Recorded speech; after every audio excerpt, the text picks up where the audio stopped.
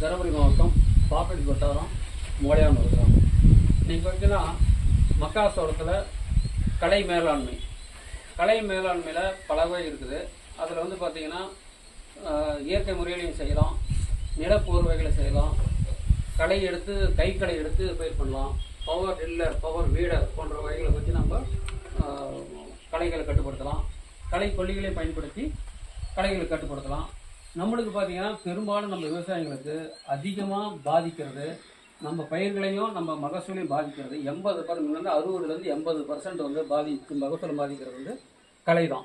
ஆகவே விவசாயிகள் வந்து கட்டாயமாக களையை வந்து கட்டுப்படுத்துறதுல முக்கிய கவனம் செலுத்தணும்.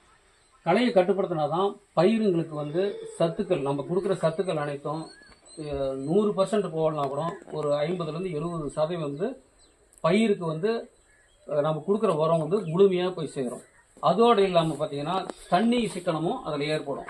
நாம் கொடுக்குற தண்ணி வந்து அதிகமாக பயிருக்கு தான் போய் சேரணும். நாம் வந்து விரலுக்கு இருக்க நீர்னு சொல்லுவாங்க, அந்த மாதிரி இல்லாமல் நாம் பயிருக்கு கொடுக்க வேண்டிய நீரை பயிருக்கு போய் சேர்க்கணும்னா களைகள் இல்லாமல் இருக்கணும். ஒரு கரம்பு சாலில் கொண்டு போய் தண்ணி பாய்க்கிறதுக்கும் ஒரு புழுதியில் போய் பாய்க்கிறதுக்கும் நிறைய வித்தியாசம் இருக்குது.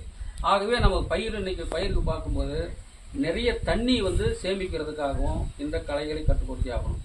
களைகளை கட்டுப்படுத்தும் போது ஏன் அதிகமாக பண்ணுறாங்கன்னு சொன்ன கேட்டிங்கன்னா, இந்த களைகள் அதிகமாக வளர விட்டிங்கன்னா அதில் வந்து பூச்சிகள் முட்டை வச்சு அதுக்கு நிறைய பெருகி அதில் வந்து உங்களுக்கு அதிகமாக நம்மளுக்கு வந்து நோய்கள் ஏற்படுத்துது. களைகளை கட்டுப்படுத்தினாவே நாம் முக்கியமாக ஒரு 60% மகசூலை வந்து காப்பாற்றிடலாம். ஆகவே தான் களைகளை வந்து கட்டுப்படுத்துறது ரொம்ப அவசியம். இப்போ நெல்லுபயிர்கள்லாம் பார்த்தீங்கன்னா உங்களுக்கு நம்ம வரிசை சால் அமைக்கிறது காரணமே அந்த களைகளை கட்டுப்படுத்துறதுக்கு அவசரமாக.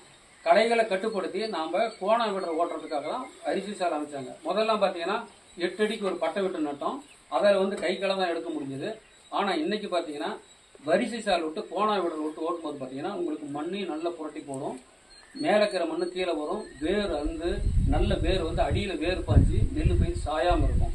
நாம் மேலோட்டம் எந்த அளவுக்கு நம்ம பயிர் மேற்கொண்டது மேலே தான் விற்பாங்க, அந்த மேலோட்டம் நின்று போயிடக்கூடாது.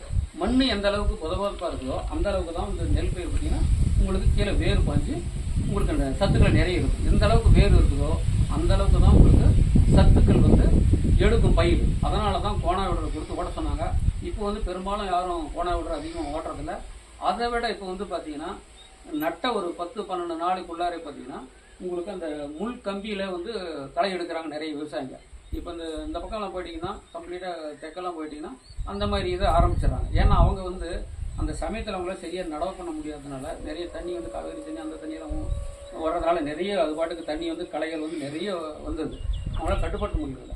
அதனால தான் அந்த கட்டுக்கம்பி இருக்குது இல்லையா, அந்த கட்டுக்கம்பியில் ஒரு 10-15 சால் வச்சுக்கிறாங்க, சின்னதை வச்சுட்டு அதில் ஆள் வச்சு இழுத்துட்டு போகும்போது நெல் பயிருக்கும் ஒரு சிலது பாதிக்குது, மேக்ஸிமம் பாதிக்கிறது. அது நெல் பயிர் இழுத்துட்டு போகும்போது பார்த்தீங்கன்னா உங்களுக்கு அது வந்து சாஞ்சிக்குது, நெல் பயிர் சாஞ்சிடும். அந்த சின்ன களையாக இருக்கணும், ரொம்ப பெருசாச்சுன்னா அது களை அதுவும் ஒன்றும் பெருசாக எடுக்காது. அதிலையும் இப்போ நம்ம கட்டுப்படுத்தலாம். களைகளை கட்டுப்படுத்துறது ஏராளமான வழிகள் இருக்குது. அதனால் ஒவ்வொரு விவசாயிகளும் பார்த்திங்கன்னா அவசியமாக களைகளை கட்டுப்படுத்தி நல்ல மகசூல் எடுக்க வேண்டும்.